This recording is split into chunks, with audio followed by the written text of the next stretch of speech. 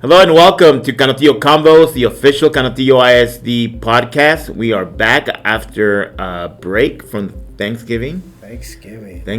We are here with our fearless leader, Superintendent. Can I say jingle bells or no? Is that like Yes, patented or what did you say? Copyrighted? Copyright. I Like think you'll be all right. YouTube, No, I think like that I think Jingle Bells. I think Jingle Bells is now in the Frosty public domain. Snowman, I don't think you can Rudy the do. Red-Nosed Reindeer. I think if you did Mariah Carey's, I think you're still in trouble. But Well, all her songs are not original. no, that Christmas song that she does, that's original. Yeah. Oh, which one? The All I Want for Christmas Is You. All I Want. I won't sing it because I'll get. Good morning. But we're here and we have special guest with us today. We have Laura Lupia with the Public Information Office. Hello. Timu expert. and Timu expert. Don't do Timu. then we have Dr. Oscar Rico, who is our Executive Director of IT here in the school district. He's turned 40. Good morning. 40, yes. 40 years old. You just turned 40? Yes, that's when both knees start hurting. You're young. Over Thanksgiving. Oh, man. He's a youngin'. Oh, I feel old. Jeez. Yeah, Anyways, Doc, we had a big night yesterday. we did. We had a big night throughout the Things district. going on. We had, this is the season for tons of performances, tons of programs. I know both middle schools had programs for holidays and students performing, and but we also had something in central office. We had the continuation of our Galeria Canotillo.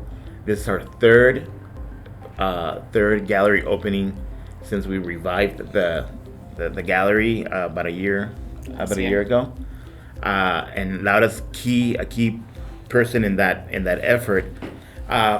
What's cool about the gallery from last night is that it's the first ever 3D art exhibit in Canotillo ISD. That means that it's not just photos that we can frame, it's actual sculptures that we're featuring. And they were all student work from Alderete Middle School. And we had a great turnout, Laura. Yeah, it was a full room. Full room. Oh, really? We Oh, ran yeah. out of cookies. Yeah, You ran out of we ran out of Yes. cookies. That's a first. Yeah. Yes, we had easily more than 100 people here come through the gallery Wow, throughout the that's day. great. And the students were very excited to see their work displayed, and parents seemed very proud. There's tons of photos, tons of opportunities to talk to Ms. Ramos, who's a teacher at AMS, who spearheaded this effort at the campus. So we were really happy with it. And Doc, this is another opportunity for us to showcase our fine arts. Yeah. And as you know, when we talk about being a premier school district, we have to go beyond the academics. Academics obviously is important, but athletics is a big part of being premier, and fine arts is another component of being a premier school district. No, I agree. And who won? Not one. I'm sorry. They all won, but I know Yeah. there was two. We did. We had. Was it? Who's the lady with the dots? Yayoi Kusama Yeah, and who's the guy with the? with the Alderete inspiration. Yeah. Yeah. So we had a winner from AMS. Do you remember her name? Her name is Leila Morales. Leila. Yeah, it's Leila. Leila Morales, and she won for a sculpture she did for Yayoi Kusama. Kusama. Sama. Laura's the art expert here, so Yeah, she is the art expert. In fact, she has her own. Un poquito. You do your own art show. Yeah. Right? Well, I organize an art show, but it's not. Yeah, but you Like, do your all own my art. art, but yeah. You do your own. she art. does. She's an artist. I'm in the business of art. Yeah. Yeah, awesome. Yeah. But so we were really happy, Doc, with the turnout, and we want to congratulate the dozens and dozens of students that participated and provided their sculptures for us to feature them. Like I said, this is a special exhibit because it's 3D, and it requires a little bit more planning since Yeah. it takes up real estate here in the central office, and we've reserved the room to keep the gallery opening as is right now through Tuesday. So it's open. People can come during the business hours and check it out. It's available for them to check it out. After that, we are going to take photographs of key pieces winners. and the winners, and those photographs will be on display in the gallery, like Wow. we got. Yeah. Well, I think when you mentioned academics, I know I did. I'll speak for me. Kids don't come to school to read The Great Gatsby. Right. They don't come to do 2x equals 12. I mean, maybe some do. Yeah. Some like physics. I know Coach Martin's class and the science teacher, Coach Garcia there at AMS. But really, it's that hook that because art is such a, when you're talking about having kids being creative, I mean, that's a creative piece in order to generate, the painting or a 3D sculpture. I mean, that's fantastic. And that's the hook. And it's trusting these kids to really trust themselves in doing the work. We were talking to a teacher yesterday that's not the teacher at the middle school, and she was really impressed that at the middle school level they were able to do these sculptures. And when we talked to Ms. Ramos about it, she's like, of course they can. She had no doubt about it, and the work is fantastic. It's outstanding, really. These are pieces that I would be proud to. Well, that's why you want. Yes, they mimicked a well-known artist, but now you want Layla and all the other Laylas to create their own. Yeah. Whatever the art it is. I mean, I have no idea. Be their own Picasso or be their own. Their Bruce own Herring. exhibit, in New York or Chicago or Yeah. El Paso. You want them to go on and all right now use. And what's crazy is a lot of that is math. You think of 3D, right? You think of the measurement. You think of, and it's patterns. It's algebraic. Well, and it's physics. One category was judged based on whether or not the sculpture actually stood up and remained standing, right? So you have to worry about aesthetics and making sure that it looks good, but you have to also worry about whether or not the physics of it Gravity. works, gravity, and all that stuff that I'm not smart enough to understand. So it's these kids went above and beyond. I'm really, really happy with the outcome there, and I want to thank Laura for the work that she did. Thank you, Laura. In putting it together, and Ms. Ramos at AMS for really getting on these kids to really do great work. Awesome. Thank you, Mrs. Ramos, married to Dr. Ramos. Yeah, it's the Ramos family. Fine Arts clan over here, and they're doing great work, and we look forward, Doc, to doing more exhibits like these. I think it brought up. It was really heartening to see these parents come and be so proud of their kids. You can tell they were glowing. It's a sense of pride, and that's the whole goal of doing these art openings. It's to give them an avenue to,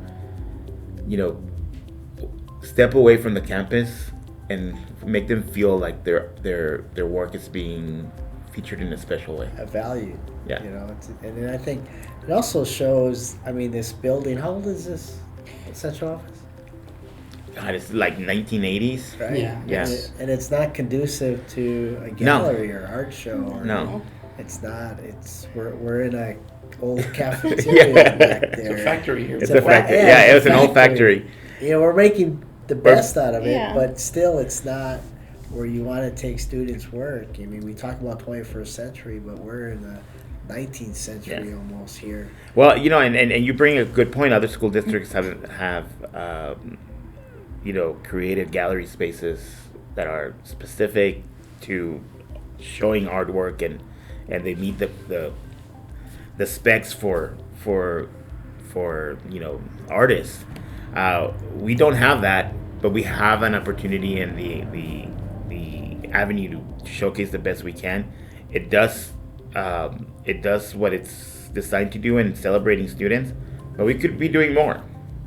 It could be doing more. And I think that speaks to what we spoke to the board about this week. Yeah. Us three, Dr. Rico, you, Gus, and myself, about the state of our facilities and our growth. Yeah, it's it's a great transition into our next topic here in the podcast, which is the board on Wednesday voted unanimously to create a committee that's going to look at the state of our facilities. This is a group of parents, taxpayers, stakeholders, and community members that are going to help us assess how our buildings look. Whether or not they're serving our students the best they can. That's why. When was AMS built? AMS was built in 1978 and CMS in 1976. Dang. Yeah. Can I say damn on there? Well, you just I did. just did. I just Yeah. Hey, And- it's just crazy. And then we're in 23. These kids are doing this stuff in a dilapidated building. Yeah. It's just sad. Yeah, and I think a lot of the public is not aware of the state of our buildings. I know we the three of us went around and took a board member to AMS last week or 2 weeks ago, and we walked into a classroom where a teacher had to hold a window propped open with books because the window just can't stay up. And she needs to keep the window open because the airflow is not optimal and the room will get too hot or too cold Well, or what was too... crazy about that same room, remember she said that because of it's right next to a restroom? Yes. Because of the Oh, no. pipes, that they would have to, what did they say? Oh, it smells. Yeah, it smells. It smells. I have to flush twice. Yeah, they Yeah. flushed twice because it was... Yeah, I mean, it is just not... these buildings have done what they can, but they're just they're not primed for 21st century learning. Yeah, and I think it's different when you're from born and raised in Ganotillo and all that stuff. But when you look at abundant living, you look at all the growth that's happening in that area. Enchanted Hills. Enchanted Hills. You know what? It's time to up our game here in Ganotillo and give kids a 2023. I don't want to. I'm tired of saying 21st century because we're 23 years into the 21st century. And we're still in 1988. Yeah, we're still in the 70s and 60s, and it's like it's time to, and I think to up our schools and our buildings, because again, that's where Dr. Rico comes in. How many? We're losing about 1,800 kids? We're losing 1,800 kids, and on average over the past 5 years, the trend is we continue to add 150 kids every year. So if you factor in the growth of the district within the next 5 years, I think we were looking at 4,000 homes almost. And then interest rates were announced by the Fed that will be progressively lowered in the next year, so those homes are going to sell quick. So they're building and people are moving in. And by losing, I want to clarify, these are students that live within our boundaries here in the district, but do not enroll in our schools. Either they go to private school, but the majority of them are enrolling in public schools in nearby school districts. Yeah, right down the road. Because it's convenient, and I understand that, because you take wrestlers straight from the Abundant that side, and boom, you're there, and you got a nice, beautiful modern campus. Yeah, nice drive, pickup area, drop off area. They're not in, rinky dink, Bosque roads or Artcraft and what's the total amount? How much do we lose? $19 million. $19 million. We lose $19 million a year. So we lost $19 million. Yes. $19 million. And always the misconception is that it's only middle school kids, right? That they leave for 6th, 7th, and 8th, and then they come back. But the fact of our enrollment is the top 3 grades with enrollment are 9th, 10th, and 11th. And declining enrollment is hitting the elementary schools. So a lot of these 1,800 plus kids never even give the district a chance. They start somewhere else. And in 4 years, when we lose those top 3 enrolled classes, Yeah. our reality would be a lot different.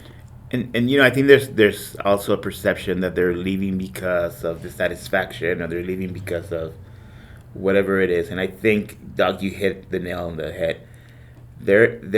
These parents are not giving us a chance, not because they don't trust us or they don't like our systems. They're leaving because it's easy for them to drop their kid off at a school it's closer to their neighborhood.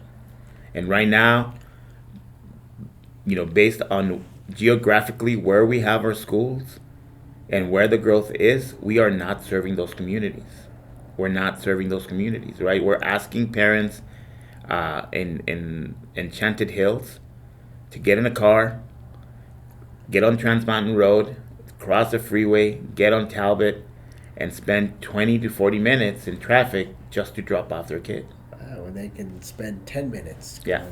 Yeah, and I mean, everything, Uber Eats, everything's about convenience, right? You can go to your phone, don't go to Temu. But you can go to Southwest Airlines, you can buy airline ticket, get your movie, order your McDonald's, order your everything. food, have it delivered at a certain time. Yeah. People are not, those neighborhood schools, I mean, they're convenient when you can just walk there. Yeah, and then I think the other comment that I hear often is when we mention the amount of money we lose, like, you guys only care about money. It's all about money for you guys, right? And the bottom line is, yes, we do, because that's what pays the bills. But that's not just pay the bills, but when we're talking about making sure we have innovative programming, that we can pay our teachers, a salary increase, that we can bring in additional programs, that we can have, we can fix our schools, that we can do all this. It takes money. Yeah, when you're opening up, when your child is opening up that Apple device that we give them, that costs money. Yeah. That how much do we pay for that yearly? We invest $750,000 yearly on those machines to refresh them at 2 grade levels every year. Yeah, that's just 2 grade levels. Yeah, and so yes, we do care about money, and we should be caring about money. We want to be fiscally responsible, and being fiscally responsible means realizing all the revenue we can so that we can provide for each student. You know, this is not $19 million that's going in your pocket or my pocket or anyone else, but this is $19 million that will be invested into our school system. Back into the schools to create fine arts at the elementary school. They have two elective teachers, art and music, or all that costs money. Everything.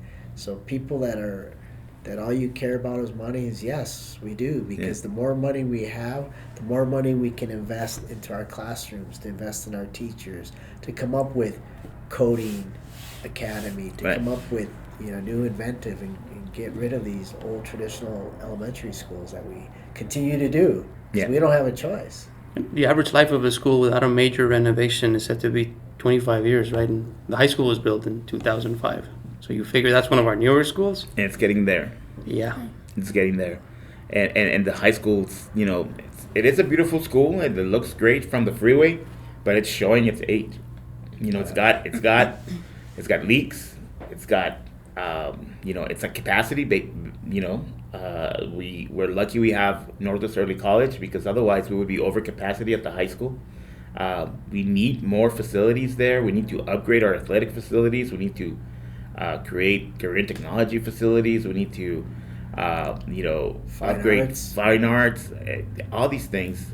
If we want to remain competitive with these school districts that are investing, that are updating their facilities, if we want to continue to remain competitive, we have to invest ourselves. I guess I'm going to question this. Does a community of Galaviz really care about their kids? Of course they do, right? But they don't. I question that, because everything we're doing is to invest in kids, and if you're not going to invest in kids, and you continue to say no, do you really care about Galaviz? Watching these canutos talk, canuto this, canuto that.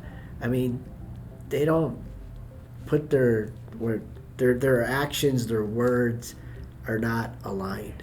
Yeah, and we really need to, there's a great sense of pride in Canutillo, and that's part of what makes this school district great. We need to match that pride with our actions in making sure that we provide for our kids. But pride is a sin. Well, it is. Pride is a sin. So take your pride and you can put it somewhere else, because this is 2023. This isn't 1976, that old Lone Star building where so-and-so went to school and you only had 2 kids here in Canutillo or 7 kids. It's done. It's over. You had your time. Now it's time for our 2023 kids. The kids are sitting in our schools.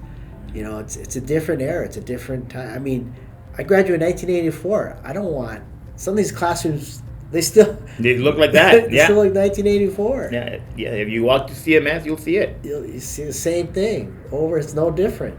Mm-hmm. And so it's like, so I question the heart of the Canuto and the people moving in. It's like, hey, you have to at some point move on. And your journey and whenever you graduate, my kids are graduating from Canutillo, but yet at what point do we look at where our growth is and realize that those kids over there are just as good as any of our other kids throughout this region, throughout the city. So I don't know. And we're showing it. Our kids are performing at unprecedented levels. We had 3 Questbridge Scholars announced last week. They're competing with those kids in nearby schools, and imagine what they could do if we had facilities to match that type of teaching and learning. I mean, we would be unstoppable. Yeah, and then I don't know. Ask her, what do you want to say? I just get frustrated. And I think when you look at Northwest, where you got one of the best high schools in the country, yet those portables can compete with the Leaning Tower of Pisa, right? Where they're just falling apart. Yeah. Jeez. I was shocked, Gus. I've been there several times when we're doing testing and figuring out stuff with the network. I didn't know that we have cones to separate parts of the floor where a kid can fall through. To me, that's a cartoon, right? Like the coyote when he's falling through the ground. We don't expect that our kids are going to one of the best high schools in the country and being asked, just don't step there because you might fall through. Well, you don't expect them to come to any school in the United States and be told, be careful because you might fall through the roof. Yeah, I think, and every portable is Boeing. Yeah. The roofs, the HVAC, or that one, they didn't have air conditioning for 7 weeks. 7 weeks. They had to have classes sometimes outside, just if the weather was nice. And the restrooms. Restrooms. If we can kind of talk a little bit about that situation, because that was also eye-opening, right? So because Texas and our governor dictated school safety, which obviously is very concerning to us, every exterior-facing door has to be locked. Yeah. The restrooms at Northwest are an exterior-facing door, which have to be locked. I don't know about the majority of the people listening to this, but when I have to go to the bathroom, I'm running and I'm getting to where I need to be quick, right? Because that's all the time you got, especially kids in but high you're academic. 40. Wait till you're 57. Those commercials, Depends and all that. You're gotta watching go. those. Right, yeah. So what our kids have to do is they have to say, I need to go to the restroom, find an adult that has the key, which is one of your teachers, wait for that teacher to have the opportunity to go unlock that door, wait for you to come out of that restroom to lock it again. Can you imagine the amount of time that takes, the biological inconvenience that is for a child? Yeah, and it's, God forbid that you're having an emergency, because you'd be in trouble. And really it speaks to the effect of, the safety and security responsibilities that we have, but also the infrastructure responsibilities that we have. Like sometimes they're at odds, right? Yeah.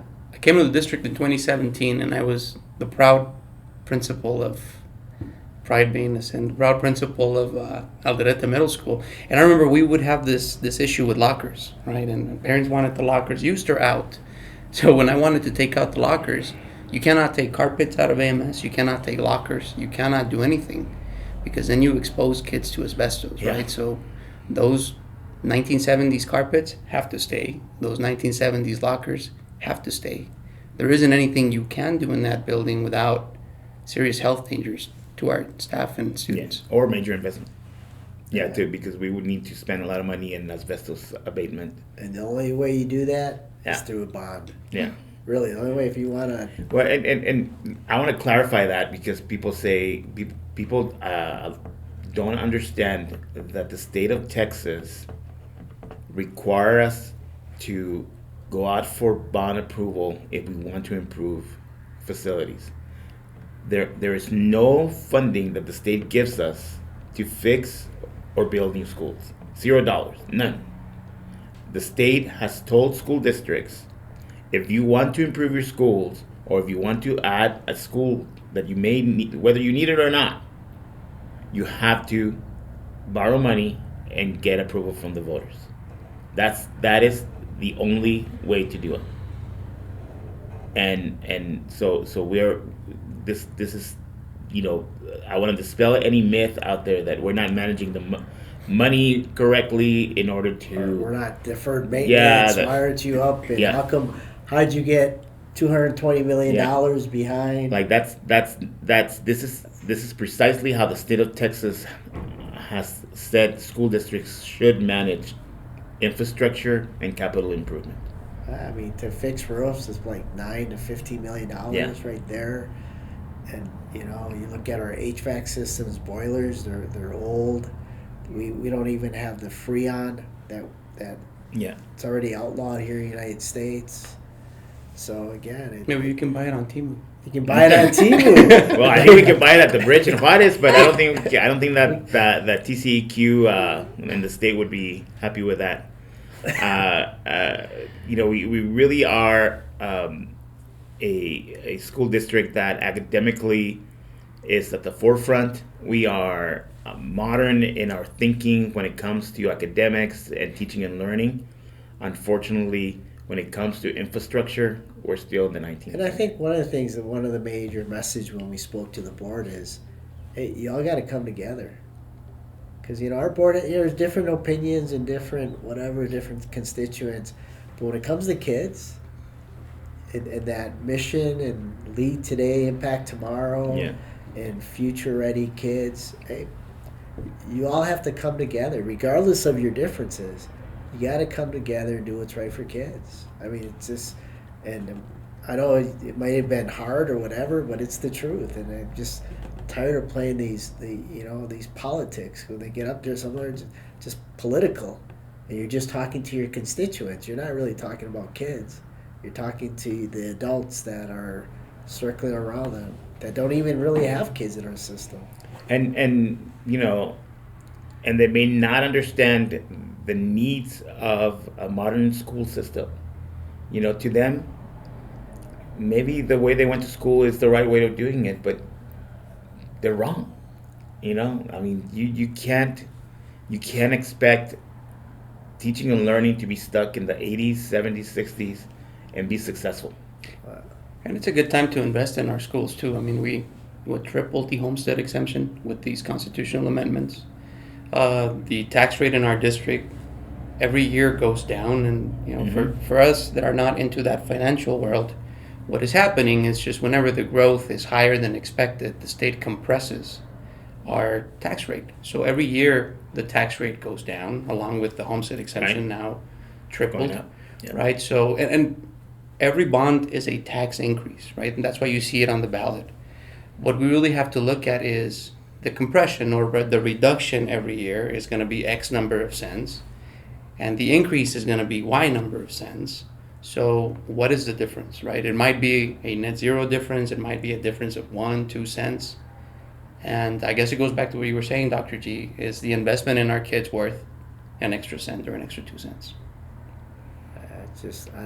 I don't know what you said about compression. I know I have compression socks on because I'm 57 years old.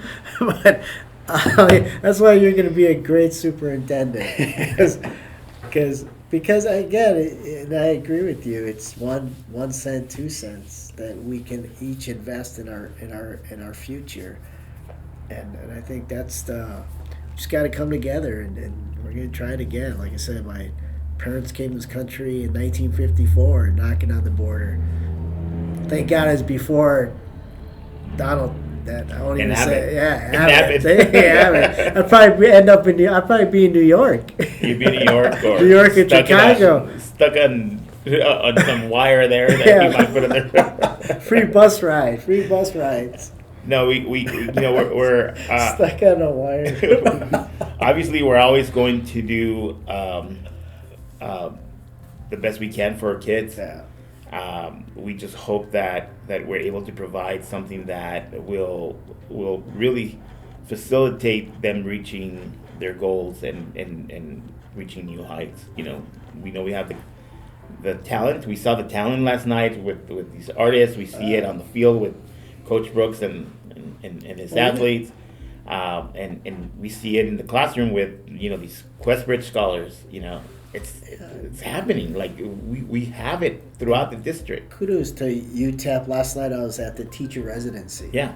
And that was a huge event where we're getting, there is a shortage of teachers, but UTEP and the other ISDs, we partnered to be proactive in creating these residents, kind of like the medical residents, right. The doctor residents, but they're teacher residents. So we have 4 that are coming in, and so thanks to UTEP, we have Miss Roskoski, CMS, was a recipient, a fellow from Miss Tabor at Northwestern College. We got into discussion about artificial intelligence and how she's using it in her classroom to do lesson plans, to shorten, and so again, we have great things happening.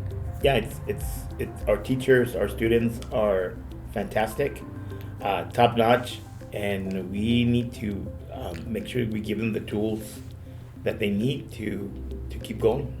$19 million we're losing. We lose $19 million in investing back in our kids. Yeah, because because again, when your enrollment goes down, you're gonna lose staff. Yeah. You may close schools. Things have to happen in order to like at home, right? When you budget, you can't overspend. And so we're overspending because we're losing those kids. Yeah. So, yeah. Anyways, don't go to. I didn't get the sweater is not from T-Mobile. Good. But it looks like it is. Yeah. Great. Well, we are going to end the podcast here today, and we'll have one more right next week. We have one more before the Christmas break, the winter break. Oh, you can't say Christmas? Well, say Feliz Navidad. Feliz Navidad. We want to be inclusive of everyone, but we have one more podcast, and we want to wish everyone a happy weekend and get ready for the last week of school before the break. Last week of school, be good, be safe, drive patiently with all that traffic. Remember, it's the holidays. And be in the spirit of giving and loving every day. Smile, everyone. Smile, everybody. All right, see you next week. Take care. Jingle bells.